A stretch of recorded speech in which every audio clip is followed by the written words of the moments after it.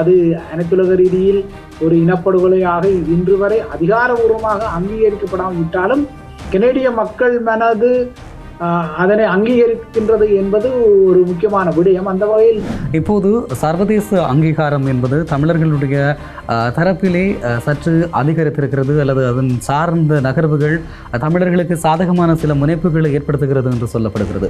குறிப்பாக கனடாவிலே நினைவேந்தல் சின்னம் அமைக்கப்பட்டிருக்கிறது. இப்போது பிரித்தானியாவிலே 2 நாட்களுக்கு முன்பதாக நினைவேந்தல் இடம்பெறுகிறது பாராளுமன்றத்திலே. இனப்படுகொலையை மேற்கொள்ளும் எந்த ஆதிக்க வெறி சக்திகளும் அவ்வாறாக தம்மால் மேற்கொள்ளப்பட்ட அந்த படுகொலைகளை ஏற்றுக்கொள்வதுமில்லை. இலங்கையை பொறுத்தவரை மிகப்பெரிய அதிர்வலைகளை சிங்கள சமூகத்தில் ஏற்படுத்தி இருக்கிறது. நாமல் ராஜபக்ச அது மிகவும் கவலைக்குரிய விடயம் என்று சொல்லியிருக்கிறார். அதே போல அலி சப்ரி அதற்கு எதிரான கண்டனங்களை வெளியிட்டிருக்கிறார். அதே போல சரத் வீரசேகர தொடர்பான கருத்துக்களை சொல்லியிருக்கிறார்கள். ஈழத்தமிழர்கள் முள்ளிவாய்க்காலில் சிந்திய உதிரம் ஸ்ரீலங்காவை பொறுத்தவரை தண்ணீரை போடுது. அவர்கள் தங்களது உதிரம் தான் தடிப்பானது. ஆகையால்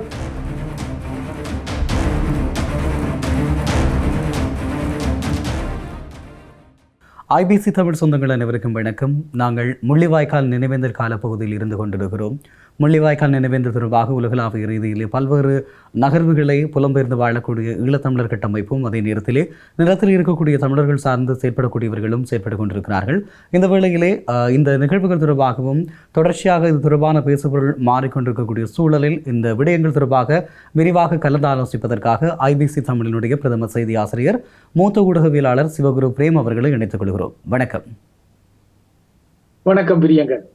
வணக்கம் திரு சிவகுரு பிரேம் அவர்களே. குறிப்பாக நாங்கள் இப்போது முள்ளிவாய்க்கால் நினைவேந்தல் கால பகுதியில் இருக்கிறோம். இந்த நினைவேந்தல்கள் தொடர்பான உலகளாவிய பார்வை இப்போது எப்படி இருக்கிறது?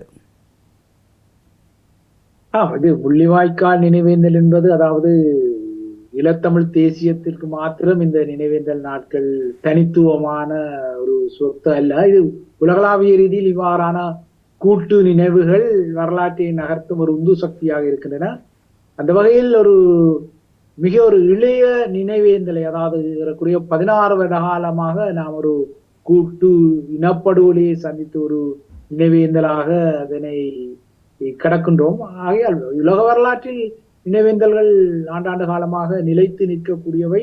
அவை பல வருடங்களாக பல நாடுகளில் இடம்பெறுகின்றன. ஆனால் இது ஒரு பொது வரலாற்று ஒரு நெருக்கடியான நிலையை அரசியல் ரீதியாகவும் ராஜதந்திர ரீதியாகவும் ஈழத்தமிழ் மக்கள் எதிர்நோக்கி வரும் நிலையில், அதாவது நல்லிணக்கம் குறித்த ஒரு மாயமானில் இந்த அனைத்துலகமும் இழுபட்டு செல்கின்ற ஒரு தோற்றப்பாடு உள்ள நிலையில் இது எங்களுக்கு இரட்டிப்பு சவாலான ஒரு நினைவேந்தல். ஆனால் இந்த இரட்டிப்பு சவால்களை எவ்வாறு நாங்கள் வெற்றி கொள்ளுகின்றோம் என்பதை இந்த சவால்களில் நாம் காட்டும் மன உறுதிதான் அதற்குரிய பதிலையும் வழங்கக்கூடும்.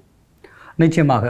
குறிப்பாக சொல்லிக்கொள்ள வேண்டுமாக இருந்தால் தமிழர் தேசிய போராட்டத்தினுடைய அடைவு என்பது ஒன்று சர்வதேச அங்கீகாரத்தினூடாக கிடைக்கப்பெறுவது, மற்றது தமிழர்களுடைய இருப்பு சார்ந்து அவர்கள் தங்களை தக்க வைத்துக் கொள்வதில் இருக்கிறது. இப்போது சர்வதேச அங்கீகாரம் என்பது தமிழர்களுடைய தரப்பிலே சற்று அதிகரித்திருக்கிறது அல்லது அதன் சார்ந்த நகர்வுகள் தமிழர்களுக்கு சாதகமான சில முனைப்புகளை ஏற்படுத்துகிறது என்று சொல்லப்படுகிறது. குறிப்பாக கனடாவிலே நினைவேந்தல் சின்னம் அமைக்கப்பட்டிருக்கிறது. இப்போது பிரித்தானியாவிலே 2 நாட்களுக்கு முன்பு நினைவேந்தல் இடம்பெறுகிறது பாராளுமன்றத்திலே. இது தொடர்பாக இந்த நகர்வுகள் தொடர்பாக நீங்கள் எப்படி அவதானிக்கிறீர்கள்? இல்லை, பிரித்தானிய நாடாளுமன்றம் போன்ற அரங்குகளில் இந்த நினைவேந்தல் கடந்த 16 வருடங்களாக நினைவு கூறப்பட்டுத்தான் வருகின்றது.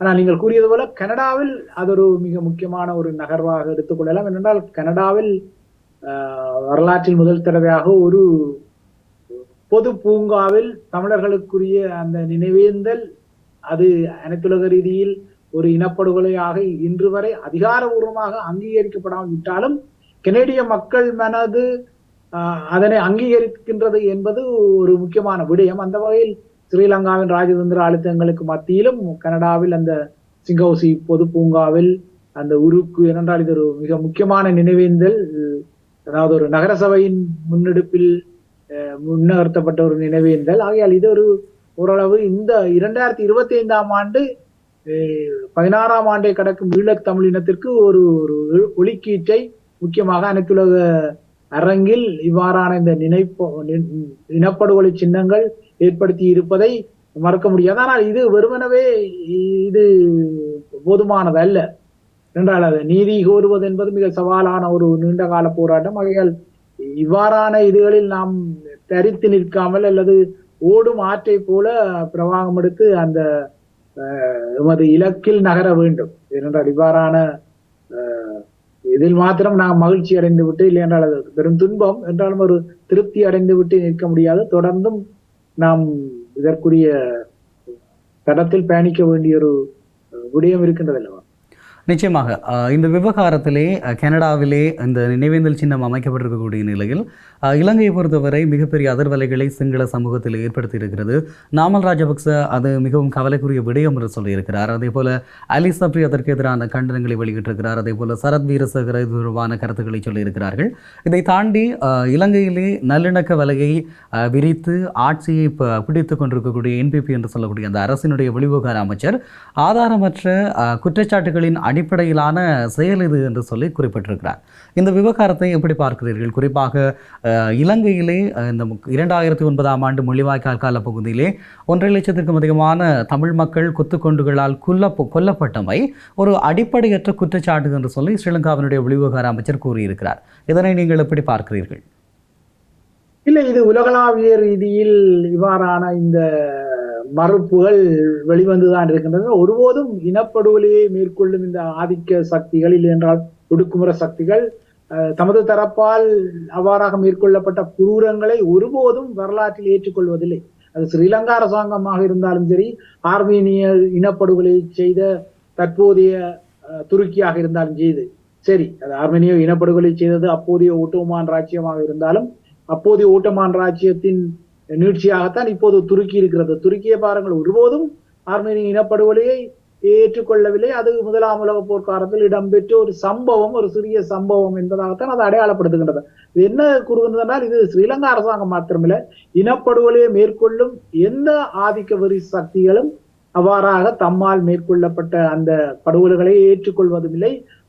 அதற்குரிய அங்கீகாரத்தை சீர்குலைக்கத்தான் செய்வார்கள். அந்த வகையில் ஈழத்தமிழினம் இவ்வாறான ஒரு சவாலை எதிர்கொள்கின்றது. அது கொழும்பு அதிகார மையம் மடியில் கிணம் இருப்பவர்தான் உடனடியாக அவ்வாறான எதிர்ப்புகளை வெளியிடுவார் அல்லவா? ஆகையால் கொழும்பு அதிகார மையத்தின் மடியில் பெரும் கந்தக நாசகாரத்துக்குரிய மடிக்கணம் இருக்கின்றது. ஆகையால் அவ்வாறான மடிக்கணத்தை கனடா போன்ற நாடுகளில் ஒரு அனைத்துலக ரீதியில் அங்கீகாரம் பெறும் வகையில் ஈழத்தமிழர்கள் உருவாக்கி விட்டார்களே என்கின்ற ஒரு சீற்றத்தின் அடிப்படையில் தான் ஸ்ரீலங்காவில் கட்சி பேதங்களுக்கு அப்பாற்பட்ட வகையில் இதற்குரிய எதிர்ப்பு குரல் வெளிவருகின்றது. இங்குதான் தமிழ் மக்கள் மிக முக்கியமான ஒரு விடயத்தை ஒன்றுபட வேண்டும். ஸ்ரீலங்காவின் அரசியல் கட்சிகள் என்னதான் இந்த உள்ளூராட்சி சபைகளை, இல்லைன்னா நாடாளுமன்ற ஆசனங்களை பிடிப்பதற்கு, இல்லை என்றால் வேறு சில அரசியல் ரீதியான அதிகாரத்தை தக்க வைப்பதற்கு தங்களுக்கு இடையில் அடிபட்டுக் கொள்வார்கள், அரசியல் ரீதியில் எதிரிகளாக பாவித்துக் கொள்வார்கள். ஆனால் ஈழத்தமிழினத்தின் அரசியல் உரித்து விடயத்தில், இல்லை என்றால் இவ்வாறான இனப்படுகொலைகளை மறுக்கும் விடயத்தில் அவர்கள் எல்லாருமே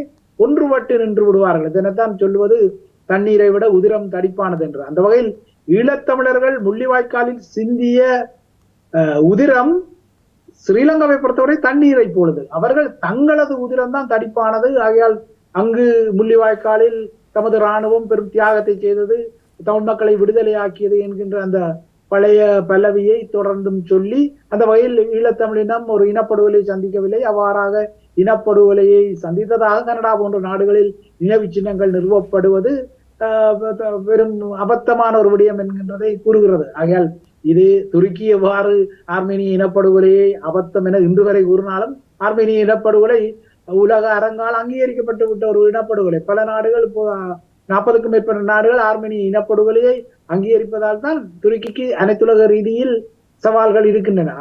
அதனால் இதனை பற்றி இது குறித்து அலட்டிக் கொள்ளக்கூடாது. ஆனால் தமிழ் மக்கள், தமிழ் அரசியல் கட்சிகள் இவ்வாறான ஒரு ஒற்றுமை தமிழர்களின் விடயத்தில் தென்னிலங்கையில் இருக்கின்றது என்பதையாவது இனிமேலாவது ஒத்துக்கொண்டு அந்த ஏற்றுக்கொண்டு தங்களுக்கு இடையிலான அந்த குடிமிப்பிடிகளை விடுத்து இந்த ஒன்றுபட வேண்டிய ஒரு காலத்தின் கட்டாயத்தை கொழும்பு அதிகார மையமே அவர்களுக்கு இவ்வாறான இனப்படுகொலை மறுப்புகளின் மூலமே வெளிப்படுத்துகின்றது. சரி, இப்படி இருக்கக்கூடிய நேரத்திலே குறிப்பாக சஜித் பிரேமதாஸ் அவர்கள் பல்வேறு விதமாக நல்லிணக்க வார்த்தைகளை தொடர்ச்சியாக கூறி வருவதாக தன்னை அடையாளப்படுத்தக்கூடியவர். தனக்கு ஆட்சி வழங்கப்பட்டால் தமிழ் மக்களுடைய பிரச்சனைகளுக்கும் தீர்வு வழங்குவதற்கு தயாராக இருக்கிறார் என்ற மாதிரியான சில கருத்துக்களை அவரையும் அவர் சார்ந்த கட்சியினரும் சொல்லிக் கொண்டிருக்கிறார்கள். இந்த சூழலில் சஜித் பிரேமதாச பலஸ்தீனத்தில் இடம்பெறக்கூடிய இனப்படுகொலை என்று சொல்லியும் அதற்காக பலஸ்தீனர்களுக்காக எந்தவித நிபந்தனைகளுமின்றி ஸ்ரீலங்கா கட்சி பேதமின்றி எதிர்க்கட்சி ஆளுங்கட்சி என்ற பேதமின்றி முன்னிற்கும் என்று சொல்லியும் இந்த விவகாரத்திலே மிகப்பெரிய அழுத்தங்களை வழங்க வேண்டும், அந்த மக்களை காப்பாற்ற வேண்டும் என்றெல்லாம் ஒரு அறிக்கை விட்டிருக்கிறார். இதனை நீங்கள் எப்படி பார்க்கிறீர்கள்? அப்படியாக இருந்தால் ஈழத்தமிழர்களுடைய விவகாரத்திலும் சஜித் பிரேமதாச தனக்கு சந்தர்ப்பம் கிடைத்தால் தமிழர்களுக்கு சார்பான கருத்துக்களை கூறுவார் என்று நம்புகிறீர்களா? இதே அந்த இரக்க மனப்பான்மை அங்கு இருக்குமா? இது ஒரு ஜிமிக்ஸ். ஏனென்றால் அவர்களுக்கு அடுத்தவன் வீட்டில் உதிரம் சிந்தப்படுவது பெரிதாக தெரியும். அது அரசியல் காரணங்களுக்காக. ஏனென்றால் பலஸ்தீனம் என்னதான் ஒரு விடுதலை போராட்டத்தை நடத்துவதாக கூறிக்கொண்டாலும் பலஸ்தீன அதிகார சபை ஈழத்தமிழ் மக்களின் விடயத்தில் ஈழத்தமிழ் மக்களின் தம்மை போன்ற ஒரு ஒடுக்குமுறைக்குள்ளான இனம் போராடுகின்றது என்ற அடிப்படையில் பலஸ்தீனமும் ஈழத்தமிழ் மக்களுக்கு ஆதரவாக இப்போது இருந்ததில்லை. இதே போலதான் கியூபா உட்பட்ட பொது உடைமை நாடுகள் கூட இந்த இனப்படுகொலை விடயத்தில் அல்லது ஐநா மனித உரிமை பேரவை போன்ற அரங்குகளில் எப்போதுமே ஈழத்தமிழ் மக்களுக்கு எதிராகவும் ஸ்ரீலங்கா அரசாங்கத்துக்கு ஆதரவாகவும் தான் அந்த வாக்கு பிரயோகத்தை கூட செய்திருந்தன அந்த மனித உரிமை விடயத்தில். ஆகையால் சஜித் பிரேமதாசாவை பொறுத்தவரை பலஸ்தீனர்கள் சிந்தும் ரத்தம் மிக துன்பியளிக்கிறது. உண்மையில் ஈழத்தமிழ் மக்களை பொறுத்தவரை பலஸ்தீன மக்கள் காசா மக்களின் துயரம் அவர்களால் புரிந்து கொள்ளப்படுவது என்னென்னால் அவ்வாறான துயரங்கள் எங்களுக்கு புதிதல்ல. ஆகையால் பலஸ்தீனர்கள் சந்திக்கும் கொடூரங்கள் குறித்து ஈழத்தமிழினத்துக்கு யாரும் பாடம் எடுக்க தேவையில்லை ஏனென்றால் அவ்வாறான கொடூரங்களை அவர்களும் தமது முற்றங்களில் அனுபவித்தார்கள். ஆனால் சஜித் பிரேமதாசா போன்ற அரசியல் தலைவர்கள், ஏன் மஹிந்த ராஜபக்சே, ஏன் நீங்கள் சஜித் பிரேமதாசா எடுக்கிறீர்கள்? மஹிந்த ராஜபக்ச கூட எப்போதுமே பலஸ்தீன ஆதரவாளராகத்தான் தன்னை காட்டிக் கொள்வார். ஆனால் ஈழத்தமிழர் மக்களின் விடயம் என்று வந்தால் மாத்திரம் அதனை பயங்கரவாதமாக என்றுவார் தானே சொல்லுவார்கள். இந்த நகைச்சுவையா கூறுவார்கள், எனக்கு வந்தால் ரத்தம் அடுத்தவனுக்கு வந்தால் தக்காளி சட்னி என்று. பலஸ்தீனர்களுக்கு உதிரம், ஆனால் அதுவே உள்ளூரில் தமிழர்களுக்கு வந்தால் அது தக்காளி சட்னி. ஆகையால் அதற்கு ஒன்று பொறுப்பு கூற வேண்டும் என்பதல்ல. சஜித் பிரேமதாசாவை பொறுத்தவரை கூட அவர் நீதி வழங்குவதாக கூறிக்கொண்டாலும் அவரை பொறுத்தவரை கூட இது நடந்து விட்டது. போர்க்களத்தில் இறப்புகள் பலிகள் என்பது எதிர்பார்க்கக்கூடியதான். அந்த வகையில் நடந்து விட்டது. அதற்காக என்ன நாம் ஒரு வகை நீக்கு போக்காக நல்லிணக்கத்துடன் போவோம் என்கின்ற அந்த தந்திரம் தான் இருக்கின்றது. எல்லாரிடமும் அந்த தந்திரம் தான் இருக்கிறது. ஆனால் ராஜபக்சர்கள் மாத்திரம் கொஞ்சம் கடும்போக்காக வெளிப்படையாக எதிர்த்து கொண்டார்கள். ஆனால் எல்லாரிடமே இந்த நடந்து விட்டதை நீ என்ன அதனை கடந்து போவோம் என்கின்ற வகையில் தான் இந்த இனப்படுகொலையில் என்றால் முள்ளிவாய்க்கால் பேரவலத்தை தென்னிலங்கையின் அனைத்து கட்சிகளும் கையாள தலைப்படுகின்றன. ஓரிரு விதிவிலக்குகள், அதாவது விக்ரமவாக கருணாரண்ணா போன்ற அந்த அமரத்துவம் அடைந்தவர்கள் விதிவிலக்காக இருந்தார்கள். மற்றும்படி எல்லாருமே ஒரே குட்டையில் உரிய மட்டைகளாகத்தான் இருக்கிறார்கள். ஆனால் சஜித் பிரேமதாசா இப்பொழுது அதிகாரத்தை எடுப்பதற்கு முன்னர் இவ்வாறு தான் கூறுவார்கள். எல்லாருமே அதிகாரத்தை எடுப்பதற்கு முன்னர் இவ்வாறு தான் கூறுவார்கள். அதிகாரத்தை எடுத்ததுக்கு பின்னர் தானே அந்த சுருதி மாற்றம். இப்போது பாருங்கள், அனுரகுமார திசாநாயக்காவை எவ்வாறு 3/2 பெரும்பான்மை நாடாளுமன்றத்தில் இருப்பதால் புதிய சட்டவாக்கங்களை மேற்கொள்வேன் என்கின்றார். நிறைவேற்று அதிகாரத்தை கொண்டு எதிர்கட்சிகளை அச்சுறுத்துகின்றார். ஆனால் இதே நிறைவேற்று அதிகாரம் ஒழிக்கப்பட வேண்டும் என குரல் கொடுத்தவர் இப்போது ஆட்சியை பிடித்தவுடன் ஒரு அரை வருடத்துக்குள் நிறைவேற்று அதிகாரத்தை கொண்டு எதிர்கட்சிகளை ஒடுக்குவேன், 3/2 பெரும்பான்மையை கொண்டு புதிய சட்டங்களை உருவாக்கி உள்ளூராட்சி சபைகளை தேசிய மக்கள் சக்திக்காக தக்க வைப்பேன் என்று கூறுவதெல்லாம் அவ்வளவு பெரும் கபடத்தனமானவை. ஆகையால் சஜித் பிரேமதாசாவை பொறுத்தவரை, இல்லையென்றால் ஐக்கிய மக்கள் சக்தியை பொறுத்தவரை இந்த பொறுப்பு கூறல் என்பதற்கு ஒருபோதும் உடன்பட மாட்டார்கள். ஏனென்றால் பொறுப்பு கூறல் என்பது தென்னிலங்கையை பொறுத்தவரை சிங்கள படைத்துறையை காட்டி கொடுக்கும் ஒரு செயல். ஆகையால் இந்த விடயத்திலும் சஜித் பிரேமதாசா மிக தெளிவாக இருப்பார். ஆனால் அவர் நல்லிணக்க கதைகளுக்காக அவ்வாறான இனிப்பு பூசிய வில்லைகளை நீட்டுவார்கள். அந்த சாபக்கேடு எமது அரசியல் கட்சிகளுக்கு இருக்கின்றதானே. தேர்தல் என்று வந்தால் ஒரு கால் சஜித் பிரேமதாசாவை ஆதரிப்பது, இல்லை என்றால் வேறு கட்சிகளை ஆதரிப்பது போன்ற ஒரு விடயம் இருக்கின்றதில்லை. ஆகையால் இந்த பலவீனங்களை புரிந்து கொண்டு அவர்கள் அவ்வப்போது சில கதைகளை விடத்தான் செய்வார்கள். அதே நேரம் குறிப்பாக நாங்கள் மீண்டும் கனடாவினுடைய பக்கம் செல்லலாம். கனடாவிலே இப்போது நினைவு தூவி அமைக்கப்பட்டிருக்கிறது. அதே போல் இனப்படுகொலை நினைவு வாரம் இருக்கிறது. அதே போல் இப்போ இனப்படுகொலை விழிப்பூட்டல் கல்வி அல்லது அறிவூட்டல் கல்வி என்ற ஒரு கல்வி திட்டம் இருக்கிறது. இப்படியாக இருக்கிற போது இந்த இனப்படுகொலை அறிவூட்டல் கல்விக்கு எதிராக அதனை நீக்க வேண்டும் என்று சொல்லி, குறிப்பாக இந்த 104வது சட்டப்பிரிவினை நீக்க வேண்டும் என்று சொல்லி கனடாவினுடைய உயர்நீதிமன்றத்திலே ஒரு வழக்கு தாக்கல் செய்திருந்தார்கள் தமிழ் தேச விரோத சிந்தனை கொண்டவர்கள்.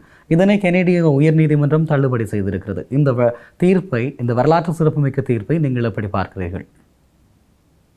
இந்த வரலாற்று சிறப்புமிக்க தீர்ப்பு கடந்த மார்ச் மாதத்தில் வந்தது. ஆனால் என்னென்றால் இது ஒரு கடுமையான சட்ட போராட்டமாகத்தான் இருந்தது. என்னென்றால் கனடா போன்ற நாடுகள் ஒன்றை நாம் விளங்கிக் கொள்ள வேண்டும். அதனை நாம் கனடா போன்ற நாடுகள் விடுதலை புலிகளின் விடயத்தில் அவர்கள் இறுக்கமாக நிற்பார்கள் என்றால் அது ஒரு இறையாண்மையுடைய நாட்டில் இடம்பெற்ற ஒரு சம்பவம் என்கின்ற ரீதியில் அவர்கள் அதனை வேறாக பார்ப்பார்கள். ஆனால் இந்த இனப்படுகொலை என்ற விடயத்தில் இதில் ஒரு பெரும் பெரும் புதினம் அல்ல. ஏனென்றால் ஒரு பெரும் படுகொலை இடம்பெற்றது என்பதை ஐநாவின் தீர்ப்பாயமே ஒப்புக்கொண்டிருக்கிறது. அதோட டப்ளின் தீர்ப்பாயமும் ஒப்புக்கொண்டிருக்கிறது. ஆக அவ்வாறான ஒரு இனப்படுகொலையை, அந்த இனப்படுகொலை கொல்லப்பட்ட மக்களுக்காக ஒரு நினைவு சின்னத்தை அமைப்பதில் என்றால் அந்த இனப்படுகொலை குறித்த ஒரு விழிப்பூட்டல் பாடத்திட்டங்களை அறிவூட்டுவது இல்லை என்றால் அதற்காக சில நாட்களை ஒதுக்குவது என்பது இயற்கையாக ஒரு நகர்வு. ஏனென்றால் கனடாவில் ஒரு புலம்பெயர் தமிழ் சமூகம் வாழ்கின்றது. அந்த புலம்பெயர் தமிழ் சமூகம் கனேடிய தமிழர்களாக, அதாவது தமிழ் கனேடியன்ஸ் என்ற அடையாளத்தை கூட பெற்று விட்டார்கள். ஆகையால் இப்பொழுது கனடாவின் மெயின் ஸ்ட்ரீம் அரசியலில் அந்த சமூகம் ஒரு முக்கியமான வகிபாகத்தை கொண்டிருப்பதால் இது கனடா குடிமக்களின் பிரச்சனையும் கூட. ஆகையால் கனடா குடிமக்கள் தனது குடிமக்களாக இருக்கும் மக்களின் பூர்வீக இனத்துக்கு நடந்ததற்கு பொறுப்பு கூறத்தான் வேண்டும். அந்த வகையில் தான் இந்த நாடாளுமன்றத்தில் இது ஏகமனதாக எல்லா கட்சிகளுமே இதனை ஏற்றுக்கொண்டன. ஆனால் ஸ்ரீலங்காவுக்கு என்னவென்றால் தாம் நினைப்பது இந்த கால ஓட்டத்தில் இவ்வாறான தமிழ் மக்கள் மீதான இந்த படுகொலைகளை தமிழ் மக்கள் மறக்க வேண்டும் என்கின்ற ஒரு திட்டத்தில் இருக்கும்போது கனடா போன்ற நாடுகளில் இது ஒரு விழிப்பூட்டல் வாரமாக, இல்லையென்றால் இளையோரின் கல்வியுடன் சம்பந்தப்பட்ட போது ஸ்ரீலங்கா அரசாங்கத்துக்கு தெரியும் இந்த இனப்படுகொலை தாம் நினைத்தாலும் இதனை அனைத்துலக அரங்கிலிருந்து எடுக்க முடியாது. அது அடுத்த சந்ததிகளுக்காக தமிழர்கள் கடத்தத்தான் போகின்றார்கள். அதற்கு ஆன வகையில் கனடா போன்ற நாடுகளில் இருக்கின்றது என்று இப்போதும் பார்த்தீங்கன்னா நான் ஏற்கனவே சொன்ன ஆர்மேனிய படுகொலை எடுத்து பாருங்கள். ஆர்மேனிய படுகொலை இடம்பெற்ற போது இருந்தவர்கள் யாருமே இன்று இல்லை. அந்த சந்ததி, அதுவும் எத்தனையோ தலைமுறை தாண்டிய சந்தை தான் இன்று ஆர்மேனிய இனப்படுகொலை நாளில் தமது இனத்தின் மீதான இனப்படுகொலைக்கு அனைத்துலக அரங்கிலும் சரி அந்த நாளில் நீதி கோருகிறது. ஆகையால் இவ்வாறான ஒரு நீதி கோரல் கனேடிய புலம்பெயர் தமிழ் சமூகம், அதாவது முள்ளிவாய்க்கால் பேரவலத்தில் பிறக்காத ஒரு தமிழ் சமூகம் நினைவு கூறப் போகின்றது. அதற்கு முக்கிய காரணம் இந்த அறிவூட்டல், இல்லைன்னா வரலாற்றில் கடத்தும் ஒரு நகர்வு தானே. ஆகையால் இவ்வாறான வரலாற்று கடத்தல்களை இன அழிப்பு செய்தவர்கள் ஒருபோதும் ஏற்றுக்கொள்ள மாட்டார்கள். ஆனால் அது ஸ்ரீலங்கா அரசாங்கத்திற்கு அது மிக பாதகமாகிவிட்டது. ஏனென்றால் கனேடிய உச்ச நீதிமன்றம் அந்த நாட்டின் சட்ட தினங்களுக்கு ஏற்ப அதனை நிராகரித்திருக்கின்றது. அது ஸ்ரீலங்கா அரசாங்கத்திற்கும் ஸ்ரீலங்கா அரசாங்கத்தின் ப்ராக்சிகளாக கனடாவில் இந்த வழக்கை நடத்தியவர்களுக்கும் பெரும் பின்னடைவாக இருந்தாலும் இது ஒரு நீதியான விடயம்.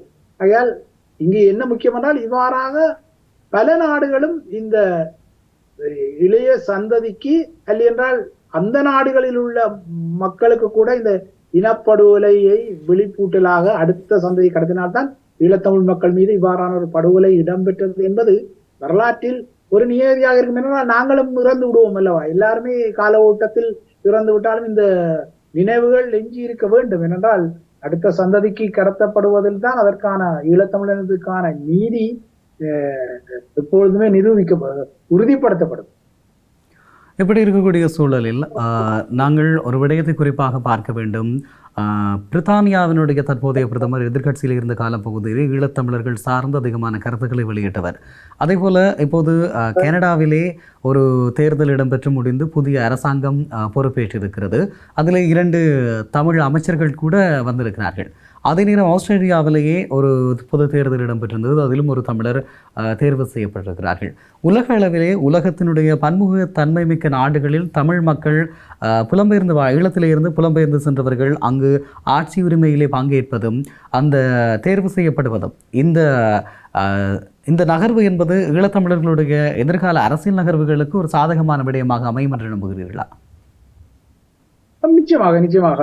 பொதுவாக எங்கள் சந்ததியினர் ஆரம்பத்தில் புலம்பெயர்ந்த போது அவர்கள் எல்லாரும் அந்த நீல ப்ளூ கலர் ஜாப்ஸ் எனப்படும் கடுமையான உடல் உழைப்பு சார்ந்த உழைப்புகளில் தான் இருந்தார்கள். ஏனென்றால் வேருடன் பிடுங்கப்பட்ட ஒரு சமூகம் திடீரென மேற்குலக வாழ்வியலுக்கு தள்ளப்பட்ட போது என்ன செய்வதென தெரியாமல் கிடைத்த வேலைகளை செய்தார்கள். உணவகங்களில் உணவு தட்டுக்களை கழுவினார்கள், அலுவலகங்களை சுத்திகரிக்கும் பணிகள் செய்தார்கள். இப்பொழுதும் எமது வயதை ஒத்தவர்கள் அதைத்தான் செய்கிறார்கள். ஆனால் அவர்களின் சந்ததி இங்கேயே பிறந்து இங்கேயே கல்வி கற்று மிகப்பெரிய ஒரு புத்திஜீவி சந்ததியாக மாறிக்கொண்டிருக்கிறது. ஆகையால் அது இது இயற்கை. இனி எதிர்வரும் நாட்களிலும் பல அரசியல் முகங்கள் புலம்பெயர் நாடுகளில் உருவாகக்கூடும். ஆனால் இவ்வாறாக உருவாகினாலும் இந்த தலைமுறை சரியாக இந்த வரலாற்று பொறுப்பை உணர்ந்து கொண்டு செயற்படுகின்றதா என்பதற்குரிய விழிப்பூட்டல்களை இல்லையென்றால் அதற்குரிய பாடங்களை வழங்குவது மூத்தோர்கள், இல்லையென்றால் அதற்கு ஒரு மெக்கானிசம் தேவைப்படுகின்றது. நீங்க பார்த்தீர்களானால் பாருங்கள், ஒரு இளையவர் தான் இந்த பிரான்சில் லிட்டில் ஜெஃப்னா ஈழம் என்கின்ற தமிழ் மக்களின் இந்த அரசியல் போராட்டத்தை கொச்சைப்படுத்தும் வகையில் ஒரு படத்தை எடுத்தார். அப்ப அது குறித்த ஒரு சர்ச்சை எழுந்த போது அது குறித்த விழிப்பூட்டல் தனக்கு முறையாக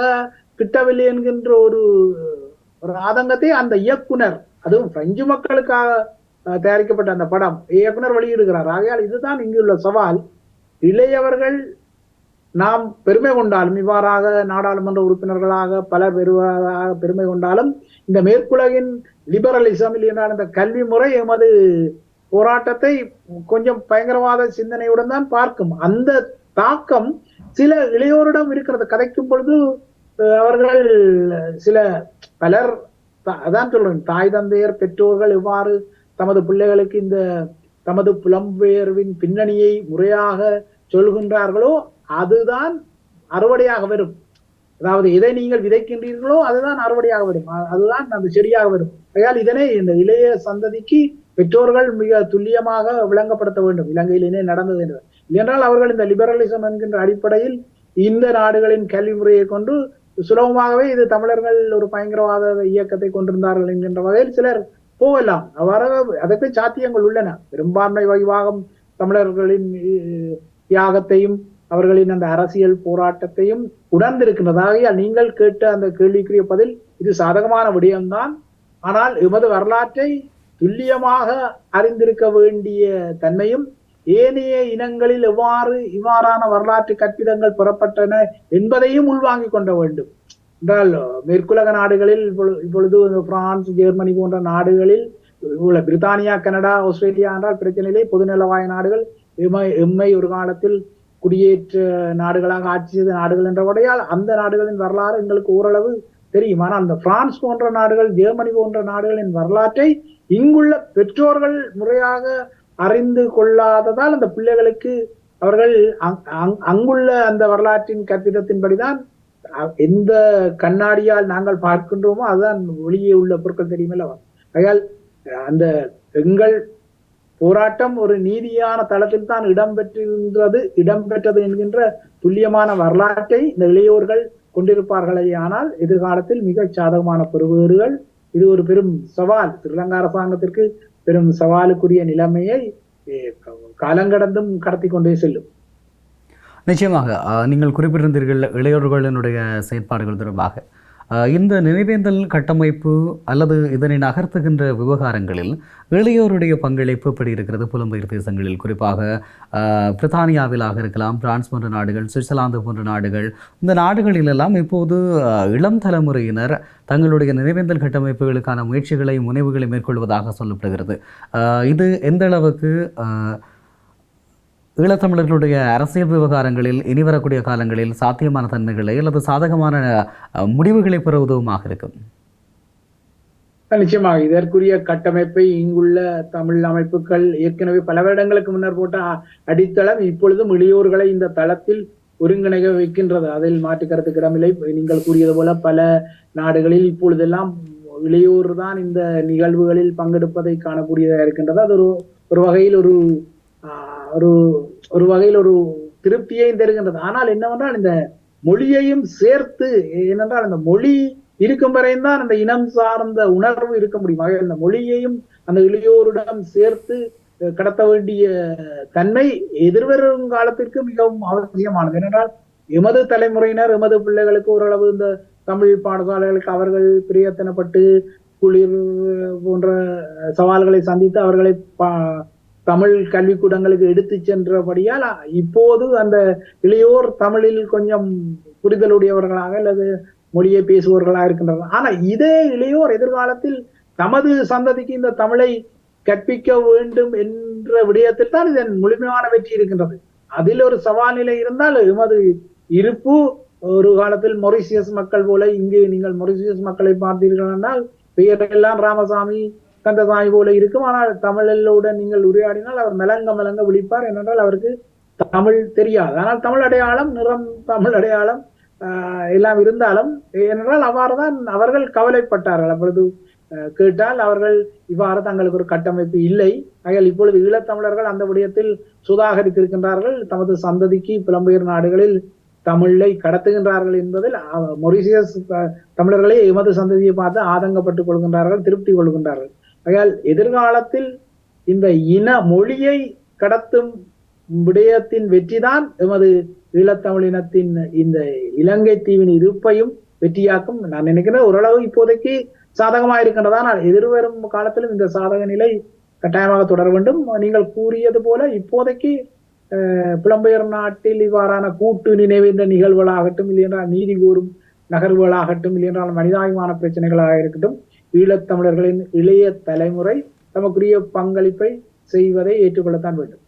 நிச்சயமாக குறிப்பாக சொல்லிக்கொள்ள வேண்டுமாக இருந்தால் கடந்த ஆண்டு கூட தமிழ் இளையோர் கட்டமைப்பு என்று சொல்லக்கூடிய ஒரு கட்டமைப்பு 5 மொழிகளிலே ஈழத்தமிழர்களுடைய இந்த வலிகள் நிறைந்த கதையினை ஒரு பந்தியாக எழுதி அதனை 5 மொழிகளில் மொழிபெயர்த்து அந்தந்த மொழிக்கார தங்களை சார்ந்திருக்கக்கூடியவர்கள் தங்களுடைய சம வயதுடையவர்களிடம் இந்த விவரங்களை அவர்கள் கடத்தி இருக்கிறார்கள். ஆக சர்வதேச அங்கீகாரம் என்பது எமக்கு இனி வரக்கூடிய காலப்பகுதியிலாவது கிடைக்கும் என்ற நம்பிக்கை இருக்கிறதா உங்களுக்கு? கிடைக்க வேண்டும். பலமான நம்பிக்கைக்கு மறுபுறம் கிடையாது அல்லவா? கிடைக்க வேண்டும். ஆனால் நாம் உடனடியாக இதனை எதிர்கொள்ள விடாது. ஏனென்றால் இந்த அனைத்துலக ரீதியில் முள்ளிவாய்க்கால் இனப்படுகொலைக்கு காரணமானவர்களை நீதியின் முன்னிறுத்தும் விடயத்தில் சவால் பெரிது. ஏனென்றால் அந்த இனப்படுகொலையாளிகளே அவர்களே மூதாளர்கள் ஆகிவிட்டார்கள். ஆகையால் அவர்களே நாளை இயற்கை மரணத்தை தழுவிக்கொள்ளக்கூடும். அதே போல நீதி கோரும் எமது சந்ததியும் மூதாள சமூகமாக மாறிக்கொண்டிருக்கின்றது. ஆகையால் அதுவும் கால ஓட்டத்தில் தேய்மானம் அடைந்து விட வேண்டும். ஆனால் இந்த இனப்படுகொலைக்குரிய பொறுப்பு கூறலை செய்ய வேண்டியது அரசாங்கம் என்ற ரீதியில் அது ராஜபக்சக்கள் காலமாகி கொண்டாலும் சரி, இல்லையென்றால் எதிர்வரும் வருடங்களில் அப்போதைய முள்ளிவாய்க்கால் இனப்படுகொலை செய்தவர்கள் மறைந்தாலும் அதற்குரிய நீதி முன்னிறுத்தப்பட வேண்டும். ஏனென்றால் நாசிகள் இப்போது இல்லை என்றாலும் நாசி போர்க்குற்றங்கள் இப்போதும் ஒரு போர்க்குற்றம் குறித்த நீங்க ஒரு முறைப்பாட்டை வைத்தால் அதற்குரியவர்களை தேடி பிடிப்பதில் இல்லை என்றால் அதற்குரிய பொறுப்பு கூறல் அதற்குரிய விசாரணைகள் இடம்பெற்றுத்தான் ஆக வேண்டும். ஆனால் ஆகையால் இனப்படுகொலைக்கு காரணமானதை அதாவது அரசாங்கம் என்கின்ற ரீதியில் ஸ்ரீலங்கா அரசாங்கத்தை நீதியின் முன்னால் அது எதிர்காலத்தில் வரக்கூடிய அரசாங்கமாக இருந்தாலும் அது அந்த சவால் மிகப்பெரியது. இப்போது இருப்பதை விட பல மடங்கு உறுதியாக நாம் அதனை கொண்டு செல்ல வேண்டும். ஏனென்றால் இப்பொழுது பாருங்கள், நாம் முள்ளிவாய்க்கால் பேரவலம் இடம்பெற்ற அடுத்த இடம் 2010ஆம் ஆண்டு ஏதோ நீதி அண்மித்து விட்டதாக எல்லாம் நினைத்திருந்தோம். ஐநா மனித உரிமை பேரவை போன்ற இடங்களிலும் சில நகர்வுகள் இடம்பெற்றது. ஆனால் பழையபடி இப்போது எல்லாம் அது கிணற்றில் போட்ட கல்லாக எல்லாம் இருக்கின்றது. ஆகையால் இந்த சவால் மிகப்பெரியது. என்றால் எல்லாம் சாத்தியம்தான், சுதந்திரம் என்பதும் சாத்தியம்தான். ஆனால் எந்த ஒரு இனமும் அதனை நோக்கி இலக்குக்காக மிக கடுமையாக உழைக்க வேண்டும் என்ற நியதி அதைவிட கடுமையான சாத்தியப்பாடுகளுக்குரிய ஒரு விடயம். அதனை நாம் கடுமையாக உள்வாங்க வேண்டும். எமது நீதிக்கான இலக்கில் மிகச் சரியாக செயற்படுகின்றோம், அது சரியாக செயற்படுகின்றது என்கின்றதை நிரூபிக்க வேண்டியதை காலத்தின் கட்டாயமாக நாம் எதிர்வரும் நாட்களிலும் நீட்சிப்படுத்த வேண்டும். நிச்சயமாக இன்னுமொரு வினா இருக்கிறது. அதாவது கனேடிய தேசத்திலே இப்படியான நகர்வுகள் மேற்கொள்ளப்பட்டிருக்கிறது என்று சொல்லி குறிப்பிடுகிறீர்கள். கனடாவிலே இருக்கக்கூடிய சாதகமான நிலைமைகள் ஈழத்தமிழர்களுக்கு சாதகமான பல விடயங்களை அவர்கள் முன்னிறுத்துகிறார்கள். அதே போல ஏனைய புலம்பெயர் நாடுகளில் குறிப்பாக பிரித்தானியா, பிரான்ஸ், ஜெர்மன் சுவிட்சர்லாந்து போன்ற தமிழர்கள் வாழக்கூடிய பிரதானமாக வாழக்கூடிய இந்த நாடுகளில் இப்படியான முனைப்புகளை மேற்கொள்ள முடியாமல் இருக்கிறது. அவர்களும் அரசியல் வேலைகளை தொடர்ச்சியாக மேற்கொள்கிறார்கள். அந்தந்த நாடுகளிலும் அரசியலமைப்புகள் இருக்கிறது. ஆனால் இப்படியான அடைவுகளை ஒரு குறிப்பிட்ட இலக்கையினும் அடைய முடியாது இருப்பதற்கான காரணம் என்ன? அடிப்படையில் நீங்கள் பார்த்தீர்கள் என்றால் ஈழத்தமிழினம் புலம்பெயர்ந்த போது மிகப்பெரிய ஒரு வகிவாகம் கனடாவில் தான் இருக்கின்றது. இன்றும் கனடாவில் தான் அதிகளவான ஈழத்தமிழ் பூர்வீகக்காரர் இருக்கின்றார்கள். ஏனைய நாடுகளுடன் ஒப்பிடும்போது குறைவாக இருக்கின்றது. அத்துடன் கனடாவை பொறுத்தவரை உங்களது சந்ததிக்கு கிடைக்கும் வாய்ப்புகள் அதற்கு ஒரு வகையில் காரணம் ஆங்கில மொழி நாடு, புதுநலவாய நாடு, பிரித்தானியா, கனடா, ஆஸ்திரேலியா போன்ற நாடுகளில் ஈழத்தமிழர்கள் ஒப்பீட்டு ரீதியில் இப்போது மற்ற நாடுகளிலும் வந்து விட்டார்கள். இப்பொழுது இனிய நாடுகளிலும் பெரும் பெரும் உயர்கல்விகள் விட்டுனார்கள். ஆனால் அந்த காலம் கனடா, பிரித்தானியா போன்ற நாடுகளில் இந்த உடனடியாகவே இன்டகிரேட் பண்ணி அந்த அந்த நாடுகளுடன் ஒன்றிணைய முடிந்தது. அதனால் அவர்கள் முறையான கல்விகளை அப்போதே பெற்றுக்கொண்டார்கள். கரியானந்த சங்கரியை பார்த்தீங்கன்னா அடிப்படையில் அவரும் ஒரு ஈழத்தமிழ் அகதியாக இலங்கையில் வாழ முடியாது என வந்தவர். ஆனால் ஒரு சட்டவாளராக உருவாகி கொண்டார். அதன் பின்னர் அவர் அரசியல் துறைக்குள் நுழைந்தார். அதே போல பலரும் அரசியல் விஞ்ஞானங்களை கற்றுக்கொள்கின்றார்கள். ஆகையால் இது மிக முக்கியம். அந்த வகையில் ஈழத்தமிழினமும் ஒரு இளைய சந்ததிக்காக தாம் ஒரு சில விடயங்களை செய்ய வேண்டும் என்றால் அடிப்படையில் பார்த்தீங்கன்னா அதே ஈழத்தமிழினத்தில் உள்ள அதே அந்த மென்டாலிட்டி புலம்பெயர் தேசங்களிலும் பெற்றோருக்கு இருந்தது. யாரை கேட்டாலும் டாக்டர், இன்ஜினியர் என்றுதான் நினைப்பார்கள். ஆனால் அதற்கும் அப்பால் பல துறைகளில் இந்த கல்வி விரிந்திருக்கின்றது. அந்த துறைகள் அனைத்துமே தமது தாயகம் நோக்கி செயற்படக்கூடிய தளத்திற்கு உதவக்கூடியது. என்னோட அனைத்துலக சட்டவாக்கத்துறை, இன்டர்நேஷனல் லோ இப்பொழுதுதான் எமது பிள்ளைகள் படிக்கின்றார்கள். அது படித்தால் ஹேக்கிலும் ஒரு அதிகாரியாக இல்லையா ஹேக் நீதிமன்றத்திலும் எதிர்காலத்தில் எமது பிள்ளைகள் வருவார்கள். அப்பொழுது ஸ்ரீலங்காவுக்கு இரட்டிப்பு சவாலாகும். ஏனென்றால் அனைத்துலக நீதித்துறையில் இதுவரை எமது சந்ததி கற்றுக்கொண்டதில்லை. குறிப்பாக இப்படியான ஒரு நிலைமை இருந்து கொண்டிருக்கிறது. புலம்பெயர் தளத்திலே இப்படியெல்லாம் எங்களுடைய சமூகம் தங்களுடைய வேலைகளை மேற்கொண்டு கொண்டிருக்கிறது. அதே நேரத்தில் புலத்தையும் நிலத்தையும் ஒப்பிடுகின்ற போது இது மிகப்பெரிய மாறுபாட்டு விகிதங்களை கொண்டிருக்கிறது. குறிப்பாக புலத்திலே இருக்கக்கூடிய இளைஞர்கள் செயற்படுகின்ற விதமும் நிலத்தில் இருக்கக்கூடிய இளைஞர்களிடம் இருக்கக்கூடிய அரசியல் அறிவும் மிக குறைந்த அளவிலே காணப்படுவதாக சொல்லப்படுகிறது. இது மிகப்பெரிய ஒரு அபாய சமிஞ்சையாக கொள்ள முடியுமா? ஆம், இதற்கு நீங்கள் இளையவர்களை தனியே குறை சொல்ல முடியாது என்றால் இதற்கு காரணமே எமது அரசியல் தலைவர்களும் ஒரு காரணம்தான். அவர்கள் மிக மோசமாக இன்று வரை கூட நீங்கள் பாருங்கள், இந்த முள்ளிவாய்க்காலில் படுகொலை செய்யப்பட்டவர்களின் எண்ணிக்கை ஏதாவது ஒரு அரசியல் கட்சியிடம் இருக்கின்றதா? 16 வருடங்களாக இருக்கின்றன. இந்த 16 வருடங்களில் ஒவ்வொரு நாளில் ஒரு கிராமம் ஒரு குடும்பங்களை சந்தித்திருந்தாலும் கூட எப்போதே இந்த மொத்தமான தொகை வந்திருக்கும். இல்லை, அவர்களிடம் இந்த தரவுகள் கூட இல்லை. ஏதோ மேற்குலக நாடுகள் சொல்வதால் இந்த பக்கப்பாட்டு பாடி அதனாய் இருக்கிறார். உண்மையில் உள்ளூர் அரசியல்வாதிகள் இந்த விடயத்தில் சும்மா கம்பு சுத்துதான் நடந்திருக்கின்றது. தங்களுக்கு இடையிலான அரசியல் போட்டிகளிலும் அரசியல் அதிகாரத்துவத்தை தக்க வைப்பதிலும் கம்பு சுற்றி அதற்கு சாதகமாக மேற்குலக நாடுகளில் ஏதோ தாம் வெட்டி பிடுங்கியது போல சொல்லி கதைத்து கொண்டும் இங்கு வந்தும் குழப்பங்களை உருவாக்கி, ஆகையால் இதில் நீங்கள் எங்கெங்கு இருக்கு மேற்குலக நாடுகள் இருப்பவர்கள் புலம்பெயர் சமூகம் நமக்குரிய பங்கை செய்யும். அதே போல உள்ளூரில் இருப்பவர்கள் நீங்கள் உங்களுக்குரிய பங்கு எல்லாம் செய்ய வேண்டும். இது என்னவென்றால் இது ஒரு மே 18 என்பதும் ஒரு அடையாளமாக அந்த ஐதரசன் கூழ்மேறி அந்த ஓடி வந்து வெடித்துட்டு காணாமல் போகும். அந்த ஐதரசன் குமிழி நீர்ப்பரப்பின் மேலே விரும்பும். அதே மாதிரி மே 18க்கு மாத்திரம் அஞ்சலிப்பது, ஒன்று கூடுகளை செய்வது, கஞ்சியை விநியோகிப்பது, மே 19ஆம் தேதி பழையபடி எல்லாரும் தங்கள் வேலைகளை பார்க்க போய்விடுவார்கள். ஆகையால் இதுதான் ஸ்ரீலங்கா அரசாங்கத்துக்கு தொடர்ந்தும் சாதகத்தை ஏற்படுத்தும் விடயம். இரண்டால் எமது வரலாற்றை நாம் துல்லியமாக கடத்த வேண்டும். அது இந்த அரசியல் வேறுபாடுகளுக்கு அப்பால் ஒருங்கிணைந்து நின்று கடத்த வேண்டும். இது இனப்படுகொலை இடம்பெற்றதா இல்லையா என்பதில் கூட குளறுபடியான கருத்துக்களை எல்லாம் அரசியல்வாதிகள் முன்வைத்தார்கள். இப்போது யூ வடிவ திருப்பங்களை இருப்பார்கள், தில்லாலங்கடிகளை செய்வார்கள். ஆனால் அரசியல்வாதிகள் அவ்வாறு தான் செய்வார்கள். ஆகையால் இந்த இளைய சமூகத்துக்கு இவ்வாறான ஒரு சலிப்பை உருவாக்கியதே தமிழ் தேசிய அரசியல்வாதிகளும் அதற்குரிய பொறுப்பை ஏற்க வேண்டும். அதனால் தானே இந்த திசை காட்டில் கடந்த முறை இந்த இளைய சமூகம் ஒரு வாக்கு பிரயோகத்தை செய்தது.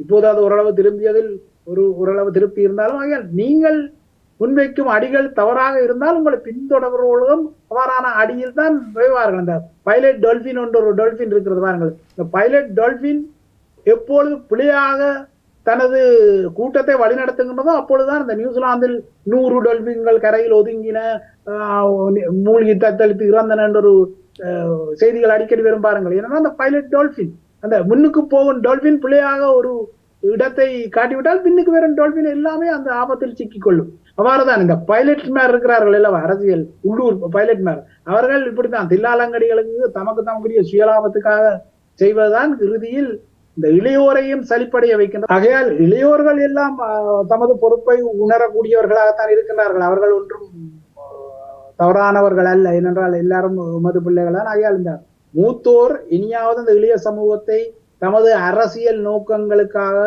தவறாக வழிநடத்தாமல், என்றால் தமது குடிமைப்பிடி சண்டைகளால் அந்த இளைய சமூகத்துக்கு ஒரு விரக்தி நிலையை ஏற்படுத்தாமல் இருப்பதே இந்த முள்ளிவாய்க்கால் பேரவலத்தின் 16ஆம் ஆண்டு நினைவுக்கு அவர்கள் செய்யும் ஒரு வகை கைமாறாக கூட அமையக்கூடும். இந்த சரியான நேர்வழியில் அவர்கள் சிந்தித்து கொண்டார்களே ஆனார். நிச்சயமாக இன்னும் ஒரு விடயம், குறிப்பாக நாங்கள் புலம்பெயர் தேச கட்டமைப்பிலே பல்வேறு அரசியல் நகர்வுகளை மேற்கொள்ளுகிறோம், இப்படியான அடைவுகளை எல்லாம் பெற்றிருக்கிறோம் என்று சொல்லி எங்களவர்கள் பெருமைப்பட்டுக் கொள்ளலாம். அதே சம நேரத்திலே தாயகத்தினுடைய நிலைமை என்பது மிக மோசமானதாக மாறிக்கொண்டிருக்கிறது. ஒரு அரசினுடைய மாற்றம் என்பது மிகப்பெரிய அளவிலே ஈழத்தமிழ் மக்களுடைய ஆதரவையும் ஒரு தேசிய கட்சி பெற்றிருக்கிறது என்ற விடயமும் அது சரிவடைந்திருக்கிறது என்று சொல்லி எங்களுடையவர்கள் சொல்லிக் கொண்டாலும், கடந்த உள்ளூராட்சி மன்ற தேர்தலிலும் கூட 2வது பெரும்பான்மையை வடக்கு மாகாணத்தை பொறுத்தவரை தேசிய மக்கள் சக்தி பெற்றிருந்தது. இதே சம சூழலில் கடந்த மார்ச் மாதம் 28ஆம் தேதி வெளியிடப்பட்டிருக்கக்கூடிய வர்த்தமானி அறிவித்தல் உங்களுக்கு தெரியும். குறிப்பாக 40/24 என்று சொல்லக்கூடிய அந்த வர்த்தமானி அறிவித்தல், அந்த அறிவித்தலின் பிரகாரம் யாழ்ப்பாணத்தில் இருந்து முள்ளிவாய்க்கால் வரையாக மிகப்பெரிய ஒரு நில சுவீகரிப்பு இடம்பெற இருக்கிறது. 5491 ஏக்கர்கள் நிலம் சுவீகரிக்கப்பட இருப்பதாக சொல்லப்படுகிறது. இந்த சுவீகரிக்கப்படக்கூடிய நிலப்பகுதிகளுள் எத்தனையோ மாவீரர் துயிலும் இல்லங்கள் வரப்போகிறது. ஏன் நாங்கள் இப்போது பொது நினைவேந்தலை மேற்கொண்டு கொண்டிருக்கக்கூடிய முள்ளிவாய்க்கால் நினைவேந்தல் மற்றும் கூட அதற்குள் வரக்கூடிய வாய்ப்புகள் இருப்பதாக சொல்லப்படுகிறது.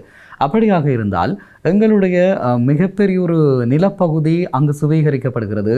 இதற்கான காரணம் அரசிடம் இல்லை, ஏன் நீங்கள் இதை சுவீகரிக்கிறீர்கள் என்று சொல்லி நாடாளுமன்ற உறுப்பினர் ஸ்ரீதரன் கேட்ட கேள்விக்கு ஒரு வார கால அவகாசம் கேட்டிருக்கிறார் சபை முதல்வர். அவர்களிடம் திட்டம் இல்லை, ஆனால் சுவீகரிப்பதற்கு முடிவெடுத்திருக்கிறார்கள்.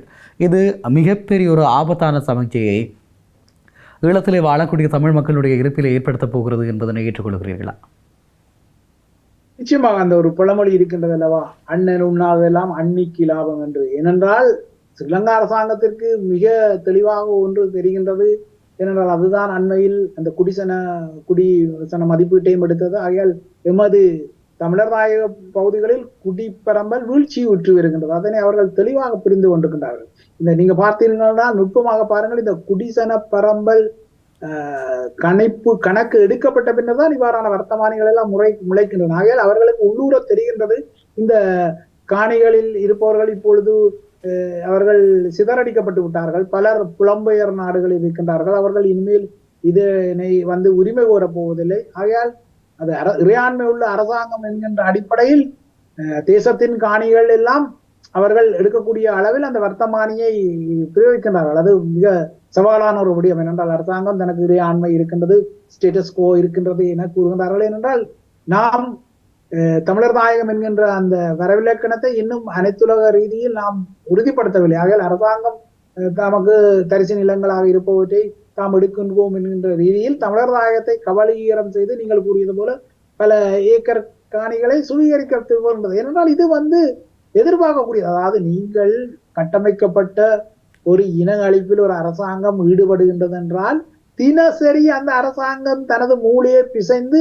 எவ்வாறெல்லாம் அதனை நகர்த்த முடியுமோ அவ்வாறுதான் அதனை நகர்த்திக் கொள்ளும். ஆகையால் இது மாத்திரமல்ல, இன்னும் எத்தனையோ சவால்கள் காத்திருக்கின்றன. ஆகையால் இது அதிசயம் அல்ல. இவ்வாறானவற்றை எதிர்நோக்கி கொண்டுதானே நாமும் அரசியல் செய்யணும். என்றால் அதாவது ஒரு ஆசிரியர் இருந்தால் அவருக்கு படிப்பிப்பது, நீங்கள் இந்த இருக்கின்றீர்கள், அது பிரியங்கர் என்றால் வானொலியில் காலமே வந்தால் வானொலியில் அவர் நிகழ்ச்சிகளை செய்வார், நேர்காணல்களை செய்வார் என்பது பிரியங்கரின் வேலை.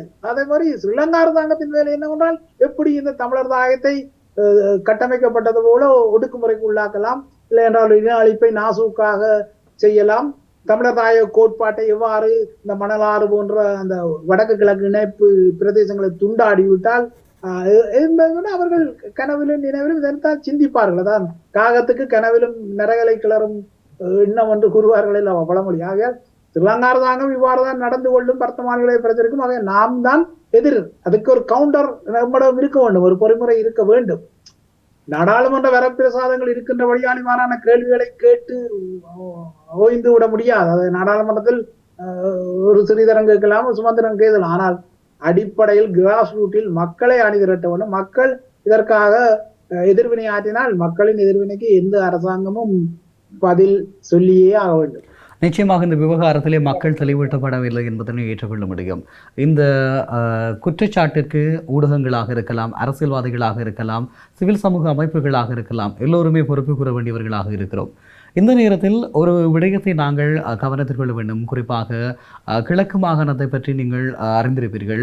கடந்த காலங்களில் இப்படியான சுபீகரிப்பு திட்டங்களின் மூலமாகத்தான் சிங்கள குடியேற்றங்கள் ஏற்படுத்தப்பட்டது. குறிப்பாக அம்பாறை என்று சொல்லக்கூடிய ஒரு தமிழ் மாவட்டம் பூரணமாக ஒரு சிங்கள மாவட்டமாக மாற்றப்பட்டிருக்கிறது. உங்களுக்கு தெரியும், டிஎஸ் சேனநாயக்காவினுடைய அந்த காலப்பகுதியிலே மகாவலி அபிவிருத்தி திட்டத்தின் மூலமாக எப்படி சிங்கள மக்கள் அங்கு உள்நுழைக்கப்பட்டார்களோ அதே போல வடக்கினுடைய பெரும்பான்மையான நிலம் இப்படியாக சுவீகரிக்கப்படுமாக இருந்தால் அவர்கள் காலக்கெடு விதித்திருக்கிறார்கள். 3 மாத காலப்பகுதிகளுக்குள் நீங்கள் உங்களுடைய உத்தரவாத பத்திரங்களை காட்டி உங்களுடைய நிலங்களை உறுதி செய்து கொள்ளுங்கள், இல்லை என்றால் சுவீகரிப்போம் என்று சொல்லி. ஆக இனி வரக்கூடிய காலப்பகுதியிலே வடக்கில் அப்படியான சிங்கள குடியேற்றங்கள் ஏற்படுத்தப்படாது என என்ன நிச்சயம் இருக்கிறது? இல்லை, இது மிக முக்கியமான கேள்வியாக இருந்தாலும் இவ்வாறு எல்லாம் செய்து விட முடியாது. என்றால் நீங்கள் ஒரு 3 மாத காலத்தை கொடுத்து விட்டு காணிகளை சுவீகரிக்க முடியாது. இது ஒரு 30 வருட போரால் சிதறடிக்கப்பட்ட ஒரு இனத்தின் பிரச்சனைக்கு ஒரு காலம் வேண்டும். அதற்கு நீங்கள் ஒரு கால வீழ்ச்சி 3 மாதத்தில் செய்ய முடியுமா? ஆகையால் இது இன்னும் 10 வருடங்களுக்கு இந்த காணிகள் அவர்களின் சந்ததிகள் பொறுப்பேற்கக்கூடிய வகையில், உரிமை கோரக்கூடிய வகையில் இருக்க வேண்டும். ஆனால் ஸ்ரீலங்கா அரசாங்கம் அவசர கோலத்தில் அள்ளி தெளிக்கின்றது. ஏனென்றால் வந்தவரை லாபமாக இருக்கட்டும் என்ற வகையில் இருக்கின்றதா? இது மிகப்பெரிய அநீதி. ஆனால் இது சில வேளைகளில் அனைத்துலக ரீதியில் கூட ஸ்ரீலங்கா அரசாங்கம் கண்டனங்களை எதிர்நோக்க வேண்டிய ஒரு காலம் இருக்கின்றது. என்றால் 30 வருட போரில் சிதறடிக்கப்பட்ட ஒரு இனத்தின் சந்ததியினர் தமது பூர்வீக மூதாதையரின் நிலத்தை உரிமை கோரும் உரித்து அனைத்துலக ரீதியில் வழங்கப்பட வேண்டும். ஏன் இன்று குடியேற்ற காலத்தில் கைப்பற்றப்பட்ட பொக்கிஷங்களை எல்லாம் அந்தந்த நாடுகள் திருப்பி கொடுக்கின்றன. வாருங்கள், இவ்வளவு காலம் உருண்டோடி விட்டது. இலங்கையும் அவ்வாறு பெற்றிருக்கிறது. கடந்த சில வாரங்களுக்கு முன்னர் கூட நெதர்லாந்திலிருந்து சில அபகரிக்கப்பட்ட பூர்வீக சொத்துக்கள் இங்கு வந்தன. ஆகையால் பல வருடங்களுக்கு இது நடக்கின்றது என்றால் நெதர்லாந்தின் குடியேற்ற காலம் முடிவடைந்து எவ்வளவு நூற்றாண்டுகள் ஆகிவிட்டன. ஆகையால் உங்களுக்கு மாத்திரம் 16 வருடத்தில் ஒரு சிதறடிக்கப்பட்ட இனத்தின் காணிகளை அவசரமாக சுவீகரித்து முடியுமா? வரவர்கள் ஒரு பொறிமுறையை செய்து கொள்வார்கள். ஆனால் சளைக்காமல் இதற்குரிய நீதி கோரும் போராட்டத்தை முன்னெடுக்க வேண்டும். இயன்றவரை புலம்பெயர் நாடுகளில் உள்ள தமிழ் மக்கள் இந்த காணிகள் தமக்குரியவையாக இருந்தால் அதனை தமது உறவினர்களுக்கு என்றால் அவர்களே பொறுப்பேற்கும் வகையிலான நகர்வுகளை உரிய காலத்தில் செய்ய வேண்டிய தேவையும் இருக்கின்றது. நாம் முழங்கையை மூடிக்கொண்டு விடியட்டும் என்று படுத்து கிடந்தால் அது சரி வராது. நாமும் எழும்பி சில காரியங்களை ஆற்றத்தானே வேண்டும். அந்த வகையில் எல்லாருக்குமே இதில் பொறுப்பு இருக்கின்றது. ஆனால் திரு பிரேம் அவர்களை குறிப்பாக நீங்கள் இந்த விவகாரத்தை குறிப்பிடுகிறீர்கள், நெதர்லாந்தை உதாரணம் காட்டியிருக்கிறீர்கள். அவர்கள் சூறையாடி சென்ற பொருட்களை மீண்டும் வழங்கி இருக்கிறார்கள் என்று சொல்லி. ஆனால் இது இலங்கை போன்ற நாடுகளுக்கு எப்படி பொருந்தும் என்ற ஒரு கேள்வி இருக்கிறது. நீதியற்றவர்களிடம் நாங்கள் நீதி கோருவது என்பது உங்களுடைய முட்டாள்தனம் என்று கூட சொல்லிக்கொள்ளலாம். இந்த நாட்டை பொறுத்தவரை கடந்த 1956ஆம் ஆண்டு கால பகுதியில் இருந்து தமிழர்கள் கொலை செய்யப்படுகிறார்கள். படுகொலை செய்யப்படுகின்ற அந்த மக்களுக்கான நீதி என்பது இன்று வரை கிடைக்கப்பெறவில்லை. யுத்தம் முடிந்து நாங்கள் முள்ளிவாய்க்காலிலே இனவழிப்பு என்று கூறிக்கொண்டிருக்கிறோம். ஆனால் இன அழிப்பு என்பது 1956ஆம் ஆண்டு காலப்பகுதியில் இருந்து இங்கினியாங்கலையிலே கொல்லப்பட்ட அந்த மக்களிலே இருந்து ஆரம்பிக்கிறது. இது வடக்கினுடைய வல்வெட்டித்துறையிலே இருந்து கிழக்கினுடைய வீரமுனை வரை நீண்டிருக்கிறது. ஒவ்வொரு கிராமங்களிலும் படுகொலைகள் நிகழ்ந்திருக்கிறது. ஆனால் இதற்கான நீதி என்பது இந்த அரசிடமும் அதை சார்ந்தவர்கள் ஒரு அரசு செய்தது. எதிர்க்கட்சி வந்து அதற்கான நீதியை தரும் என்று சொன்னால் இல்லை, அவர்களை விட மிகப்பெரிய அளவில் இருக்கிறார்கள். ஆக நெதர்லாந்து போன்ற நாடுகள் இப்போது தங்களை நாகரிகவாதிகளாக காட்டிக்கொண்டு அல்லது மேலத்தைய முன்னுதாரண வாதத்தை முன்வைத்து அவர்கள் இப்படியான நகர்வுகளில் ஈடுபடலாம். ஆனால் இலங்கை போன்ற அபாயமான கொள்கை கொண்டு, அதாவது இந்த மகாவம்ச மனநிலை என்று சொல்லுவார்கள் இல்லையா, அதில் இருந்து நீங்காத இந்த நாடுகளிடம் இப்படியான விடயங்களை எதிர்பார்க்க முடியுமா?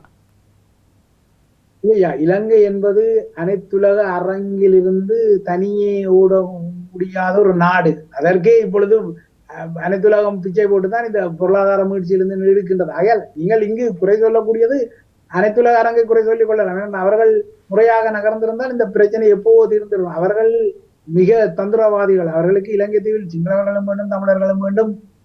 தமக்கு ஒவ்வாத சீனா போன்ற நாடுகளுடன் ஸ்ரீலங்கா அரசாங்கம் கூடி குழாவும் போது எமது உதிரப்பலியை ஒரு ட்ரம்ப் கார்டாக பிரயோகிப்பார்கள். அதே போல அவர்கள் ஸ்ரீலங்கா அரசாங்கம் சீனா போன்ற நாடுகளுடன் விலத்தி தமக்கு ஆதரவாக செயற்பட்டால் எமது உதிரப்பலி மீதான அந்த பொறுப்பு குரலை அவர்கள் தளர்வார்கள். ஆகையால் அனைத்துலகத்திடம் ஒரு சூட்சும கயிறு இருக்கின்றது. ஆனால் நீங்கள் கூறியது போல இந்த சூறையாடப்பட்ட பொருட்களில் என்றால் அந்த ஒரு தேசத்தின் மக்களின் குடிமக்களுக்குள்ள உரிமை என்றால் அவர்கள் எவ்வாறு தேசமாக இருக்கின்றார்கள். அந்த வகையில் நாம் ஒரு நேஷன், தமிழர்கள் ஒரு நேஷன், அதாவது ஒரு தேசம்.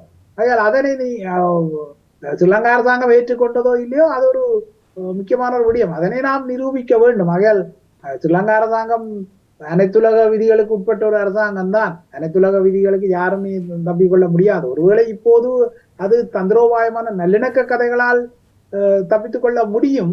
ஆனால் எப்பொழுதுமே ஒரு கெளுத்தி மீன் இந்த நாரை கெளுத்தி மீனை விழுங்கிய போன்றுதான் எங்களது ஈழத்தமிழர்களின் பிரச்சனை தீர்க்கப்படும் வரை ஸ்ரீலங்காவின் அதிகார தொண்டைக்குள் ஈழத்தமிழர்களின் பிரச்சனை ஒரு கெளுத்தி மீனாக துடித்துக் கொண்டுதான் இருக்கும். இதனை அவர்களும் உணர்கின்றார்கள். ஆனால் இப்போது எம்மிடம் கையறு நிலை இருக்கின்றது அல்லவா, அது அவர்களுக்கு ஒரு சாதகமாக இருக்கின்றது. ஆனால் அனைத்துலக ஒழுங்கில் இருந்து, அதாவது ஒரு அனைத்துலக நீதியிலிருந்து யாருமே தப்பிக்கொள்ள முடியாது. அவ்வாறாய் இன்று பல இனப்படுகொலைகளுக்கு நீதி வழங்கப்பட்டிருக்காது அல்லவா. ஆனால் அவ்வாறாக நீதி வழங்கப்படும் போது அனைத்துலகம் ஒரு அளவுகோலை வைத்திருக்கின்றது. அந்த அளவுகோலுக்குள் எம்மை உள்ளடக்கவில்லை என்பது கசப்பான யதார்த்தம். அதனை நாம் மறுக்கவில்லை. ஆனால் அதற்காக நாம் தளர்ந்து விட முடியாது. ஸ்ரீலங்கா அரசாங்கம் அவ்வாறு கடம்போக்கான அரசாங்கமாகத்தான் இருக்கும். அதற்காக அதனை அப்படியே விட்டு வைக்க முடியுமா? ஆகையால் அடிக்கு மேல அடியெடுத்தால்தான் அம்மியின் நகரம்.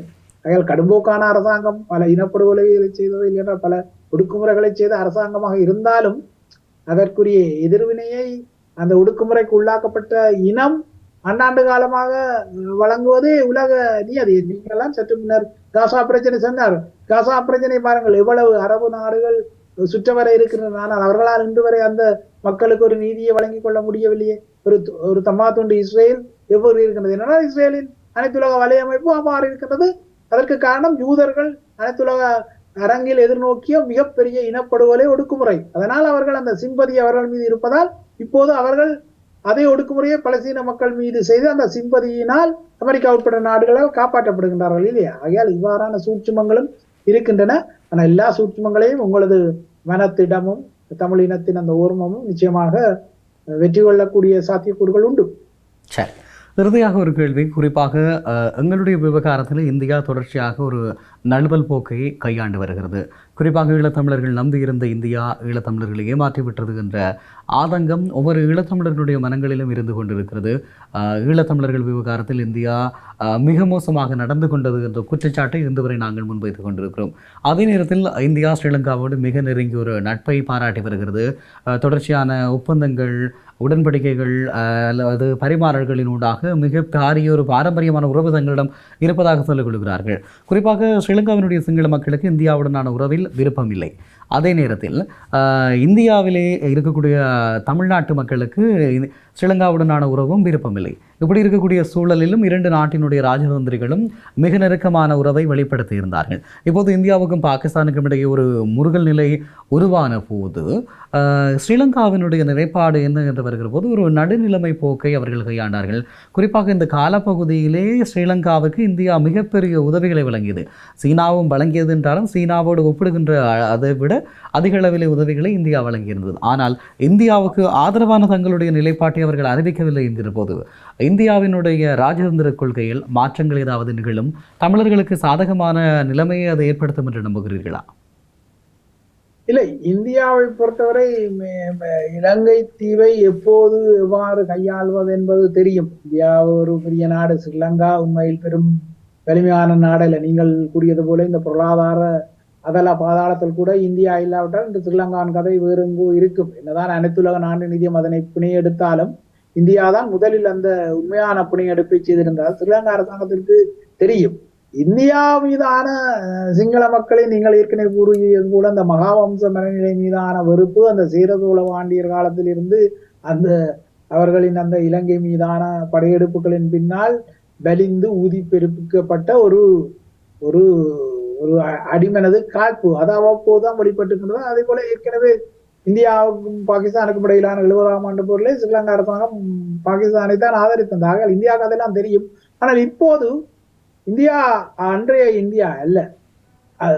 அதே போல தமிழ் மக்களும் இந்தியாவை எவ்வாறு கையாள்வது என்பதில் ஒரு ஒரு ஒரு புதிய ஒரு வழியையும் கையாளலையும் கொண்டு கொண்டு. ஏன்னால் இந்தியாவை பொறுத்தவரை அது இலங்கை தீவில் உள்ள 2 இனங்களும் தேவை என்ற அடிப்படையில் மிக ஒரு ஒரு கேம், ஒரு ஆட்டத்தை தான் செய்யும். அது தொடர்ந்து பாதைகளை வடக்கிலும் போடும், அதே போல தெற்கு மக்களுக்கும் கொடுக்கும், பௌத்த விகாரைகளுக்கும் சூரிய ஒளிக்கலங்களை கொடுக்கும். ஆகையால் இந்தியா கிளவராகத்தான் கையாண்டு வருகின்றது. ஆனால் அடிப்படை ரீதியில் தென்கோடி தமிழகத்துக்கும் ஈழத்தமிழ் மக்களுக்கும் இடையிலான தொப்புள் கொறி உறவு என்பது இந்தியாவுக்கு எப்போதுமே ஒரு உபரியான ஒரு மிக முக்கியமான விடயம். ஆகையால் இந்தியா இலங்கையை கையாள்வது என்பது இருகருக்கு பட்டயம் போன்றது. ஒன்று ஈழத்தமிழர்களின் விடயம் இருக்கின்றது. ஆனால் இந்தியாவின் இது என்பது ஆரம்பத்தில் இந்திரா காந்தி ஈழத்தமிழ் போராளிகளுக்கு முகாம்களை அமைத்தார். அது ஜே.ஆர். ஜெயவர்தனாவை கையாளும் வகையிலான ஒரு யுக்தி. அதான் சொன்னேன், ஈழத்தமிழ் மக்களின்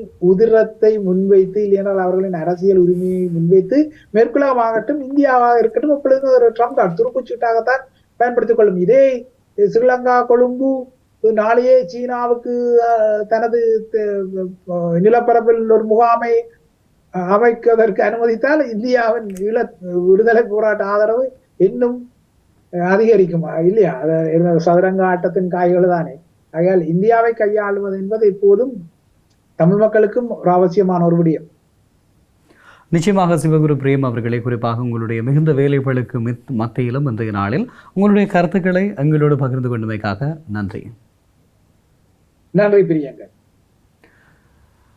நன்றி நேர்களே. இன்றைய நாளில் இந்த முள்ளிவாய்க்கால் தொடர்பாகவும் அதிலே இருக்கக்கூடிய நினைவேந்தல்கள், புலம்பெயர் நாட்டினுடைய தமிழ் செயற்பாட்டாளர்களுடைய செயற்பாடுகள், அதே நேரத்தில் ஸ்ரீலங்காவினுடைய சமகால நிலவரங்கள், அதே போல் ஈழத்தமிழ் மக்கள் எதிர்நோக்கக்கூடிய பிரச்சனைகள் தொடர்பாகவும் தொடர்ந்து கலந்துரையாடி இருக்கிறோம்.